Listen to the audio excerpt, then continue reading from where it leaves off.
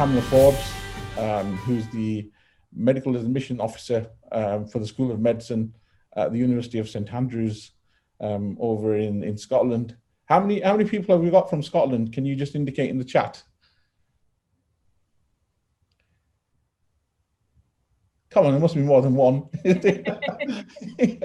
2, 3. No. Yeah, so we've got a few. And I'm sure there's lots. I'm sure you have lots of shy students that don't want to. Yeah.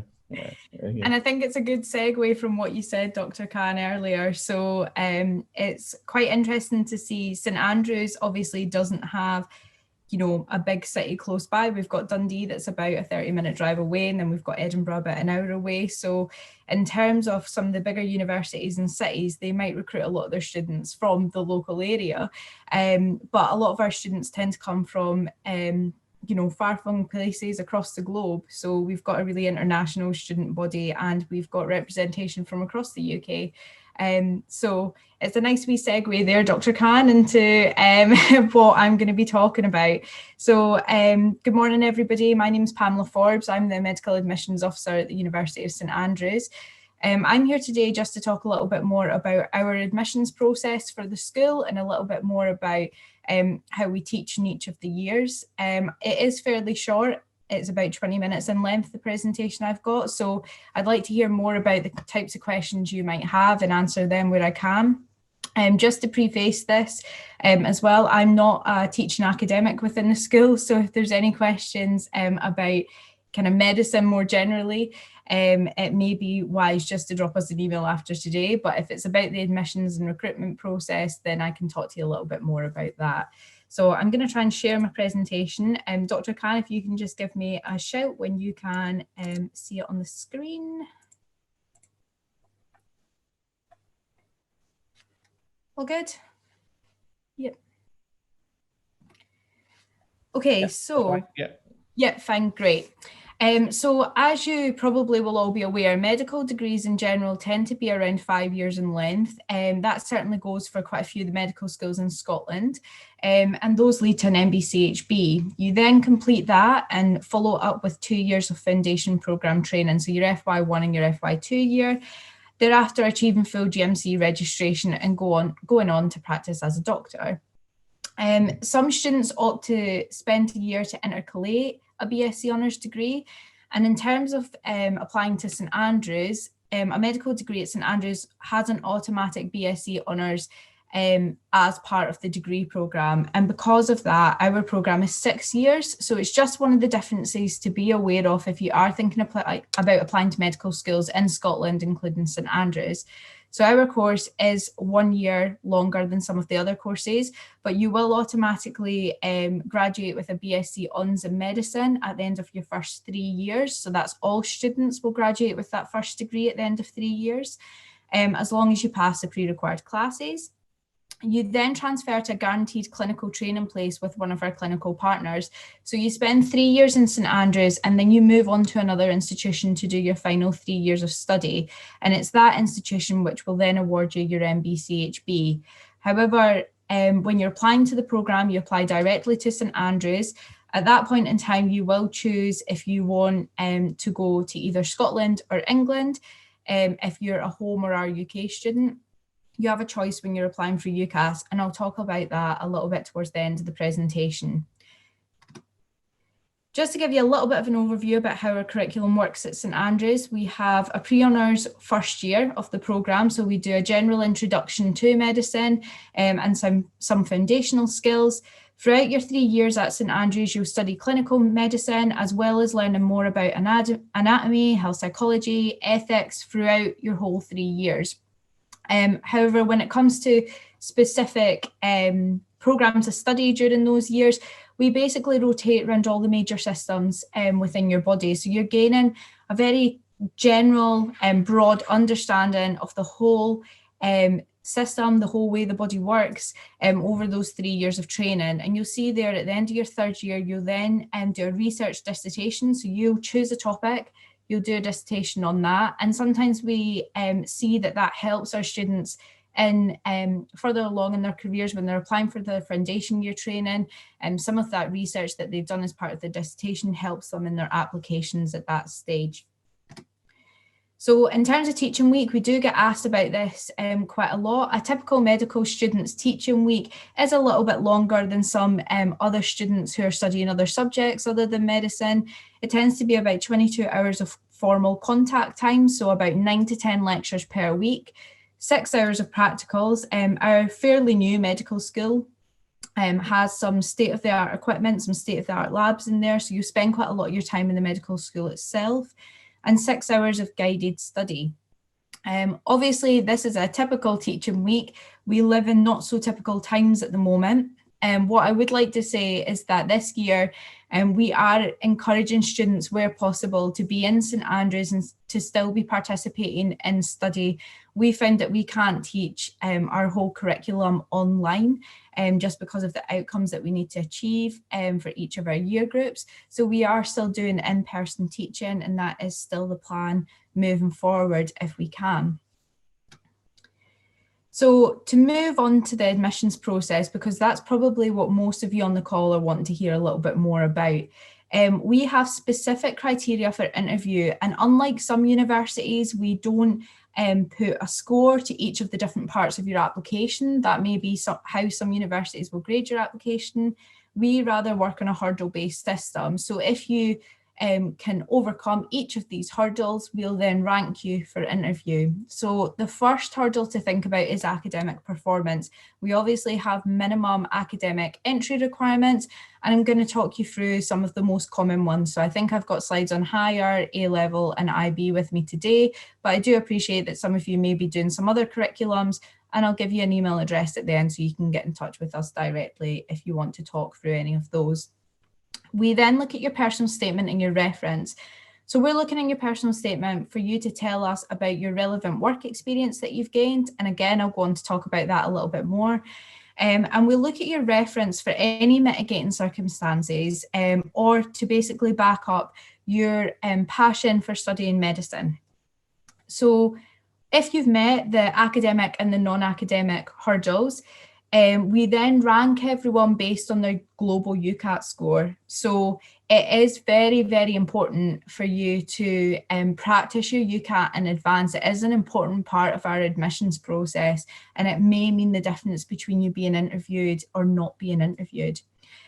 Then we'll take the top 400 or so forward for the interview process, and I'll talk about that as we go through the presentation. But just as we've heard, we also use the multiple mini interview process, and it was quite similar to the last presentation. So we have two specific terms on our website that I just want to talk a little bit more about and tell you a bit more about what the difference between those two terms is. So we have something called standard entry, and we have something called minimum or contextual entry. So minimum or contextual entry is for those of you who may come from specific backgrounds, and I'll tell you what those are for medicine when we get to the next slide. For most of you, or for a lot of you, you may be eligible for standard entry. So for each of these different qualifications, I'm going to talk through the standard entry requirement and the minimum or contextualized entry requirement. If you want to see which one is relevant to you, if you type in indicator onto our website, it should come up with an indicator tool which allows you to put in your personal details, and it will tell you which one of these you're eligible for. So for those of you from Scotland, I know there's a little group of you in the call. For when we're looking at hires and advanced hires, we're looking for you an S5 to achieve 4 A's and a B at higher, and that needs to include chemistry and one of maths, biology or physics. So we don't require you to have biology, unlike some of the other schools. If you've got chemistry and maths and 3 other hires, that's fine. You do need to have biology, maths and English at least National 5 grade B. So if you're not taking any of those 3 subjects at higher level, then you need to make sure that you've got a grade B at them at National 5. Then in S6, we'd look for you to achieve 3 Bs at higher or advanced higher. So usually at the point that people are applying to us, they're applying from S6. So it'll be predicted grades that we look at that stage. And It doesn't matter if it's 3 advanced hires or if it's 1 advanced hire and 2 hires or 3 hires. We just look for you to achieve 3 Bs across those 3 courses.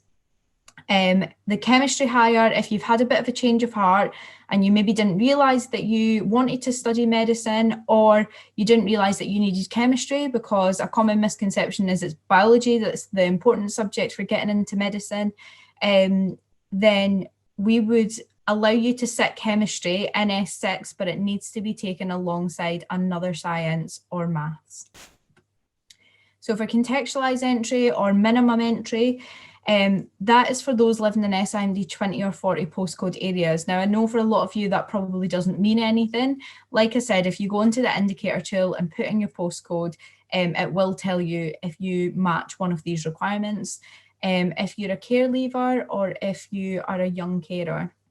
If you're either care experience or a young carer, we will get in touch with you during the application process and ask for some additional information from you. Please make sure if you're a care experienced applicant or if you're a young carer, that you ask your referee to also mention that in the reference so we can pick up on that and get in touch with you. Now, the reason that that's important is students who are eligible for contextualised entry will also receive a 10% increase in their global UCAT score. So in terms of the academic entry requirements for contextualised entry, we look for either 3 A's and 2 B's or 4 A's and a C at higher in S5, so it's 1 grade less.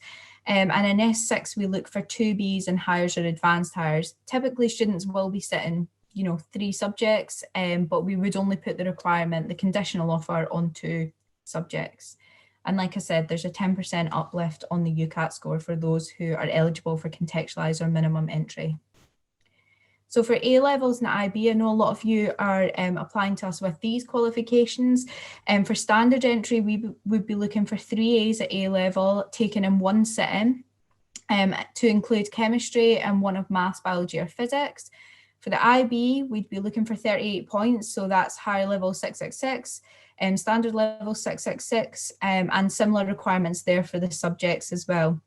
For those of you applying with A-levels or the IB, we'd also be looking for you to have at least 5 A grades at GCSE or equivalent. So if you're doing the IB programme, we'd be looking at sort of year 10 and looking at your scores and how well you're performing in those years. The teacher reference usually gives us some indication of that, and some schools will supply transcripts as well. So contextualised or minimum entry is also open to those applying with A-levels and the IB if they're applying from the UK. The same criteria for those that are eligible. We'd be looking for 2 A's and a B at A-level, and for the IB we'd be looking for 36 points with higher level 665, standard level 665, and again there would be a 10% increase on the UCAT score. So in terms of what we're looking for in the personal statement and in your qualities and experience that you list as part of your application, or your referee may list some of these as well, we're looking for you to have gained work experience or shadowing experience in a care or health environment. Some universities will put an amount of time on this, so they'll have a specification about how much time you should have done your work experience for, or where you might have completed it. We're basically just looking for any form of work experience you've been able to gain in a caring or health environment. So it doesn't need to necessarily be in a hospital or a GP surgery, but you could also look at nursing homes, hospices, working with young students. We've had quite a lot of applicants in the past couple of years who have done some work experience working with people with disabilities. So there's a whole range of ways you can gain relevant work experience. And I understand you've already been told about online experience. This year for the admissions process, we accepted online work experience. So things like Observe GP and the Brighton and Sussex online programme. Going forward, because of the impact that COVID has had on this year as well as last year, we're likely to still take online work experience into consideration. You should, however, gain relevant work experience in person if and when you can. It will help particularly with the MMI process as well. But obviously for these coming years, we know that that has been impacted, and we will look at online work experience, and we won't see one or the other less favourably.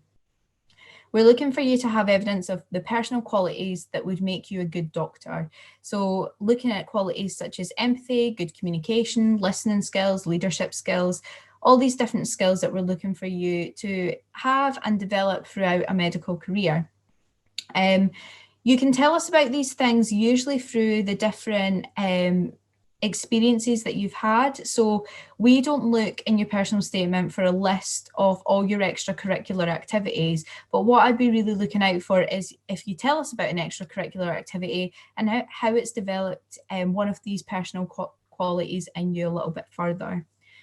And we're looking for you to have a well-informed understanding of what a career in medicine involves and evidence of commitment. So that doesn't necessarily mean you have to tell us exactly what path you want to go down within medicine.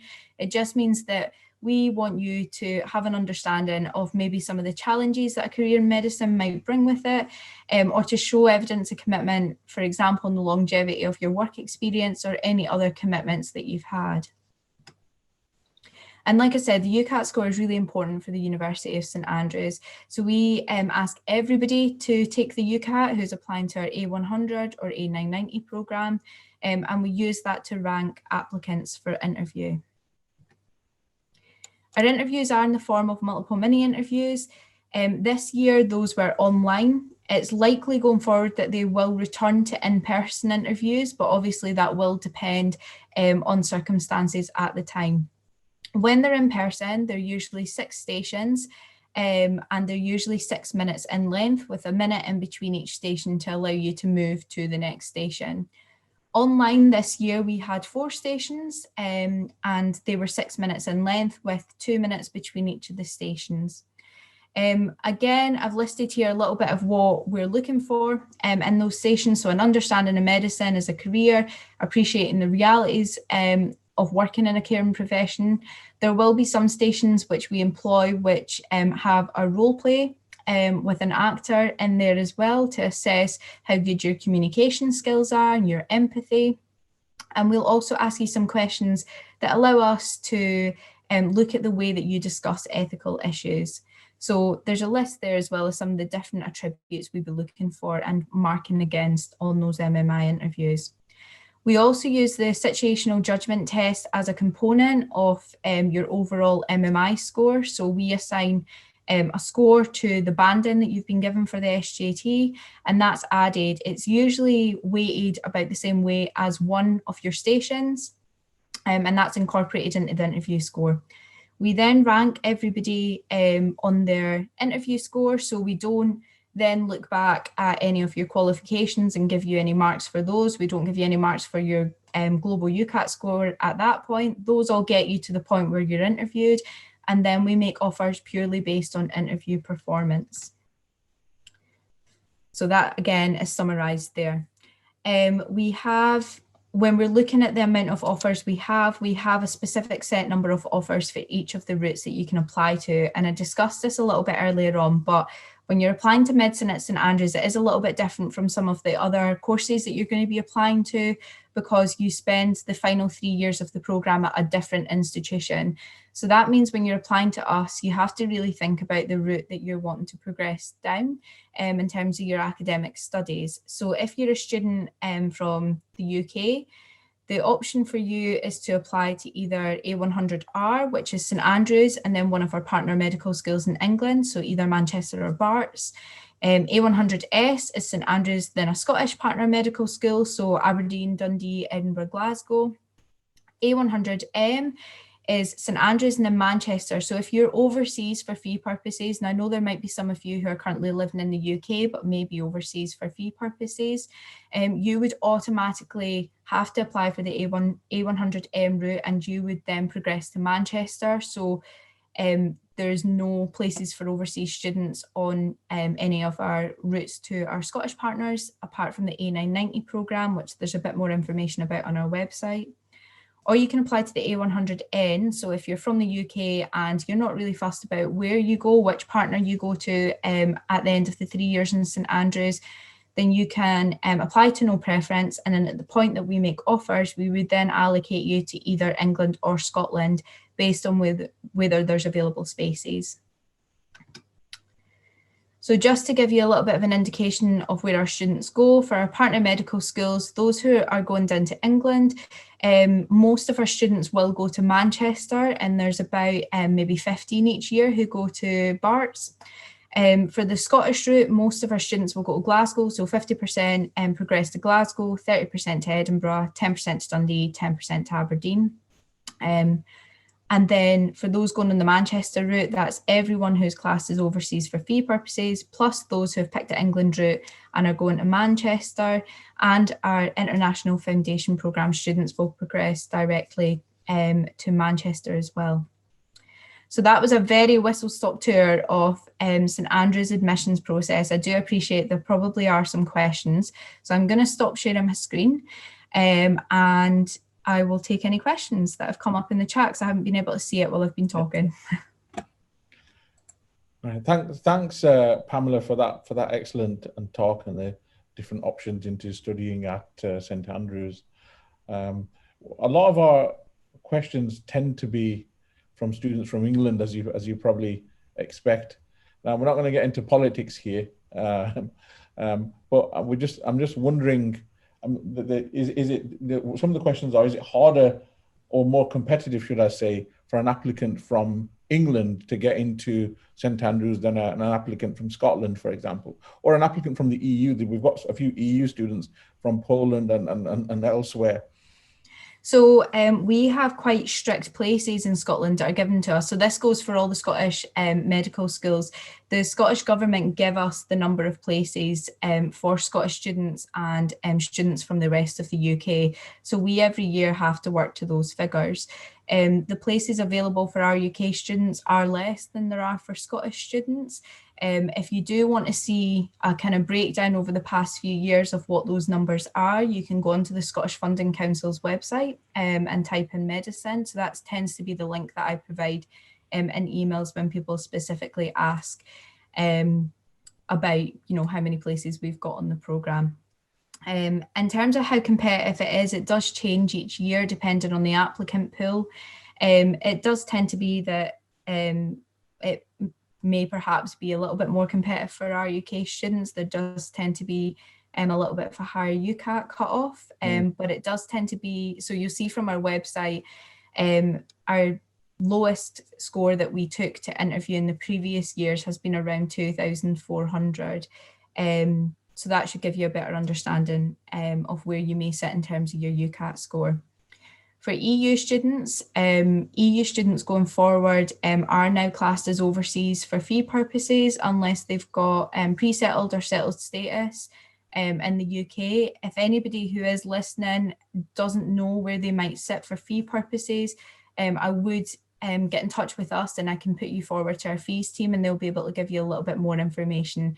Because of the new legislation that's come in by the governments, it is quite difficult to figure out what your fee status may be if you have moved around a little or if you've got different citizenship from where you now live.